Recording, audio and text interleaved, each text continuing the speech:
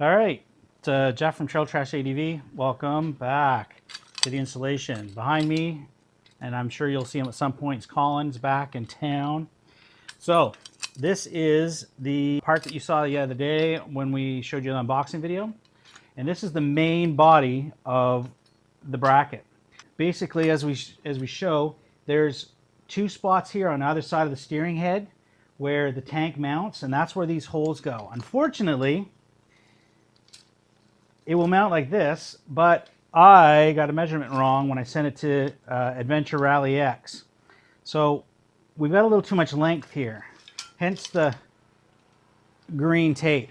Now, Adventure Rally X did a great job, and I'll leave the tape there, but as you can see, V-Strom is laser cut into the metal. We're going to end up losing that. We're going to get the feedback back to Adventure Rally X so they can adjust the final design for retail. If there's any V-Strom guys out there that are interested in purchasing one of these kits from them for their own V-Strom. So we're going to get ahead, and I'm going to take the lapel mic off, and we're going to cut about 4 centimeters out of this, and then we'll re-drill holes, and then we'll touch up paint, and we should be good to go to have this mounted. And then we'll do a mock-up with the windshield and everything else, and get the lights in, all that stuff. Now, the dash part here is pre-cut like I showed the other day. So it's just got pre-cut holes here that you can kind of do whatever you want, like put whatever gauges you want or whatever. And then there's some pre-done holes here for a 12-volt cigarette style lighter or a USB charger or something like that. We're going to take this plate downstairs, and we're going to do an adapter plate that will 3D print and design that'll adapt Colin's dash to this. And then that's going to sit right up here. So without too much more gabbing, we're going to get to cutting and getting to fit this rally tower.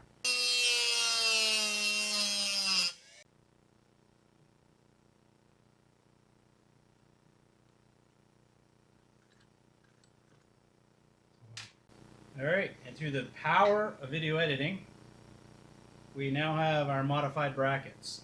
Sorry, Adventure Rally X, for chopping up your good work. But we are considering this kind of a prototype. So, if you follow me over here with the camera, you can see now our mounting holes will line up. And if we move our tire over here, that's where our support mount will be. Can you actually see that? Okay, cool. All right, so we're going to get this fitted up. We'll bring you back.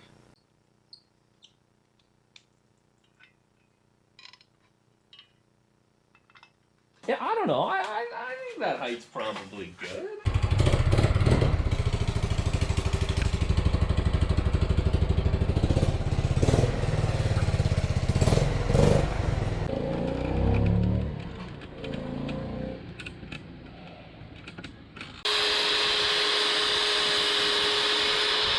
Notch this out just so that we can use this top bolt. Okay. Oh, yes, just a slight little notch in the corner there and a corner there. Yep. Now, of course, I messed that up.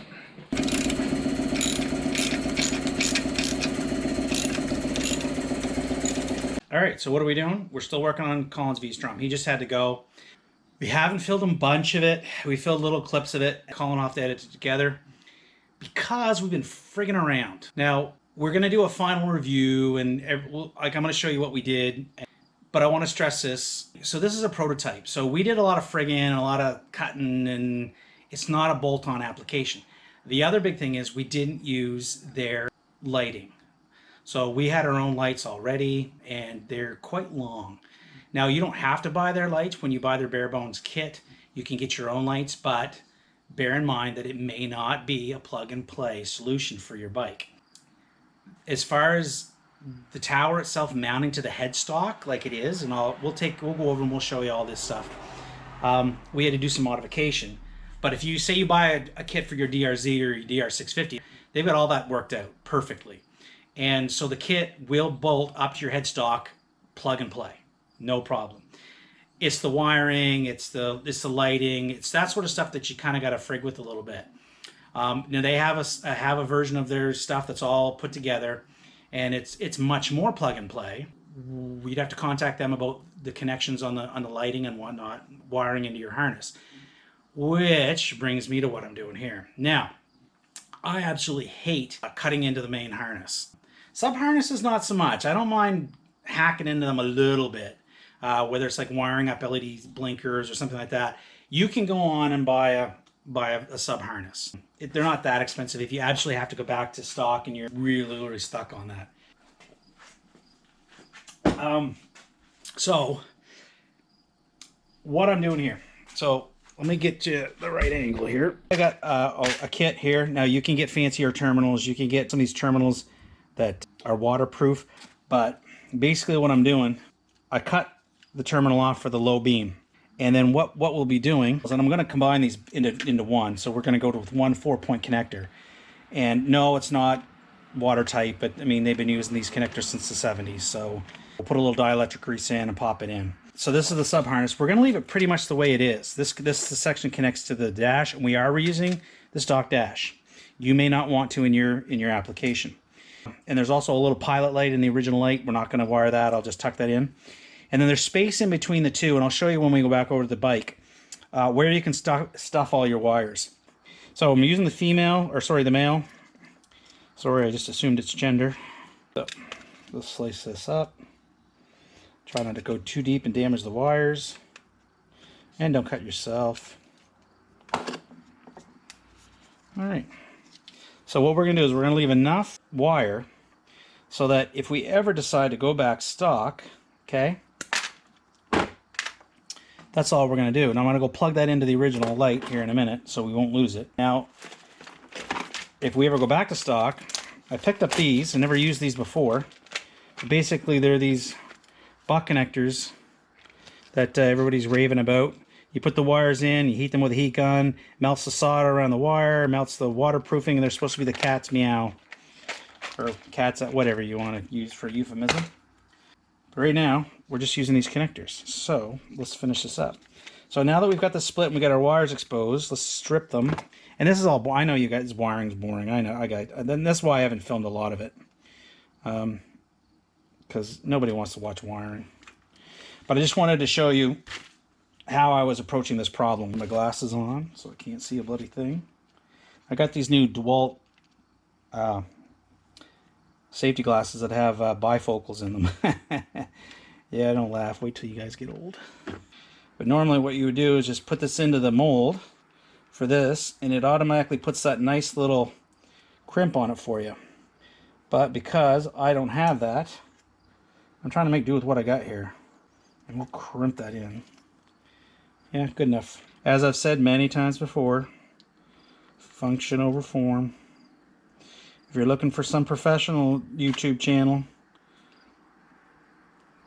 yeah, you got the wrong YouTube channel. I follow a guy on YouTube, Derek from Vstrom Garage, and in front of every video he does, he's got a "I'm an idiot, don't do what I do." So, to copy Derek, I'm an idiot, don't do what I do. And here, there's our two negatives. So we got yellow is yellow, so we know that this is the low beam. I need a pokey thing. Pokey thing. Does that work? No, it's too flexible. You can't poke something with something flexible. It needs to be hard, just so you know that. There. Lessons of life from Jeff. Boom. Okay, so we got that side wired in. So now we got to wire the other side in. And we're going to have to go over the bike, basically. But I don't need to show you these. Basically, all we're going to do is we're going to wire the lights with these female or male connectors. Female. I assumed it's gender again. And basically they're going to go, we're going to shove those up in there, and then this will go together. You've seen connections before. You don't need to see this. So I'm going to wire those up over there. I'll crimp them and off camera, and then I'll show you the result, and maybe we can test the headlights before we shut this down for the evening. Okay? So this is how it looks. Pretty much this is the way it's mounted. You're lined up for the front. Boom. There is our low beam, which is not low, it's bright. And our high beam. Phew. Now those are 1800 lumen Cree lights, Cree chips in each one. Get the name of the company. It's like Knight Rider, or I don't know, something. It was an Amazon. Anyway, so those are going to be plenty bright, and they're pretty low wattage. I think they only pull like 18 watts a piece or something like that, which should be way less than a 65 watt halogen bulb. So again, the lighting's not great now that's getting dark, but there's a 12 volt socket that's going to be plugged in. The dash, we're planning an adapter plate. This is the stock dash. Put my beer down.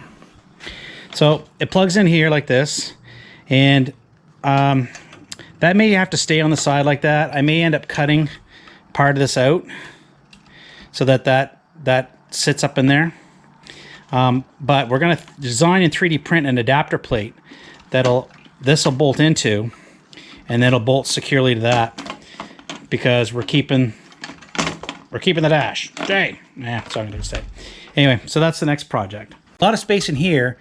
All this wiring can tuck down in there neatly. We'll just zip tie it up, and it will tuck down in there neatly. I probably showed you this in a previous video, but now it's all painted nice and pretty. But this is our high fender mount, and we're got a fork brace that's going to go on underneath here. He wants the fork brace back on, so that's going to go back in here, and that'll provide some stability to that. We'll mount that to that. Or we'll end up replacing these with a stainless steel kit or something. But basically, this is how it goes. The 2 bolts go through here. That's where your original stock or the original subframe would go. Bolt onto here. Venturelli X, they go a step further, because most of their kits will come around and tie into something on this side. So it anchors. And so on the V-Strom, it comes around to where this bracket for the tank goes, and it fits right there. So that gives the kit a lot of added strength. That'll about do it for tonight. I think this is a really cool kit. Well, again, we'll do a review. There are some caveats with it, or some things, not caveats, just things you need to know before you go in and expect that this is going to be a plug-and-play option. Because just like anything that's kind of custom to your bike, not all options are going to be plug-and-play. But Adventure Rally Tech have gone to a lot of trouble to make their kits as inclusive as they can be, as plug and play as they can be. Or you've got the option to go with the bare bones kit and do everything yourself, other than the fabrication of these brackets. They're going to come powder coated, laser cut. The windscreen is here. They've got a custom sticker that'll go on each of them for you. All right, so I'll just quickly show you again what it looks like head on. Now, mind you, Colin's center stand is crooked, so we got to fix that. But basically, that's the way the bike stands. All right, so there is the way it looks from the side. And again, lock, bang. That's why it curves in like that, so you don't bang it with your lock. The guys at Adventure Rally X, they're really thinking this through. They thought about everything. So I guess with the light fading and the beers are flowing, it's probably time I shut this off before I say stuff I probably shouldn't say on YouTube. Again, just to recap, next step, adapter plate for the dash. Finish the wiring. Then we're going to cut plastics, because you see all this ugliness? See all these, you know, all this empty space and ugliness and clips? We're going to take the factory plastic and we're going to do something. We don't know yet. So that's it for tonight, I guess. So from Jeff, Trail Trash ADV, catch us to the next one.